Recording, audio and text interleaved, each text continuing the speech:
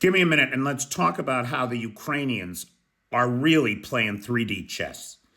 While the Russians, I don't know, I think maybe they're playing hopscotch. If we take a look here, what we see here are all of the hits in just the last couple weeks against radars and air defense systems. You're talking about a Tor M1, an OSA-SAM system, 2 Pantsers, 2 S-300s, 1 S-400, 5 Book M2s, and a cheese board. That's an electronic radar system worth $200 million. You're talking about over $1 billion worth of hardware just in the last couple weeks, and all of it dedicated to letting the Russians know what's coming at them, right? It's their eyes on the sky, and they're now blind.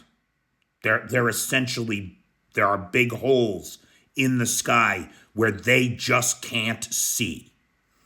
Immediately, and it's worth pointing out that this was very much done with the bravery, the incredible tenacity of the Atesh partisan group and other partisan groups working behind the lines, risking their lives every day, embedded with Russian military, pretending to be Russian soldiers, and all the while relaying critical coordinate data and targeting solutions back to the Ukrainian armed forces.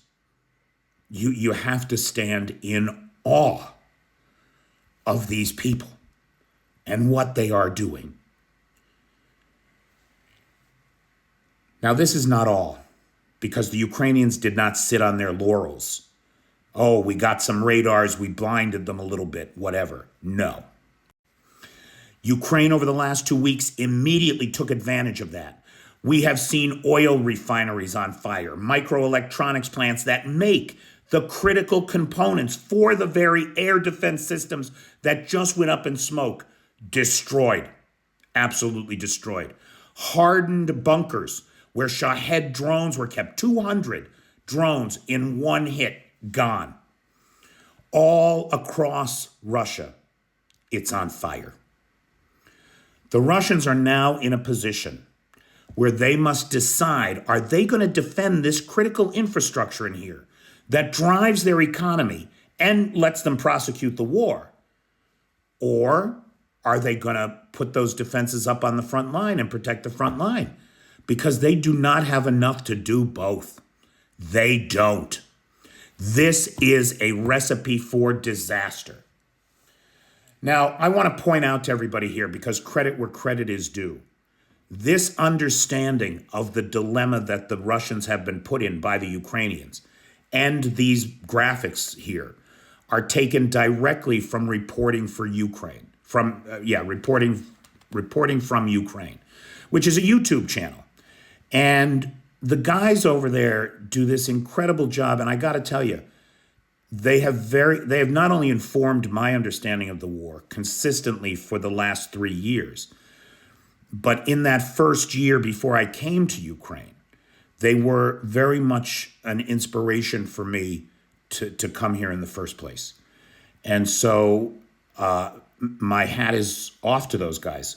If you're the kind of person that likes the nitty gritty, right? Like, I'm a news aggregator. I look at the big picture, not always the details. These guys get into the nitty gritty details. If you're a details person, who wants to know what the designation of a radar is for NATO, these are the guys to watch. They're incredible. They do incredible work, and my hat is off to the team at reporting for Ukraine. So thanks, guys. Thanks, everybody. The dilemma that the Russians are in, they are stretched now so thin.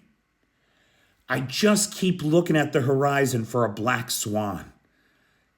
Any day now, a black swan is going to fly over that horizon, and we're going to see the brittle hull, the emptied out shell that is Russia crack and break.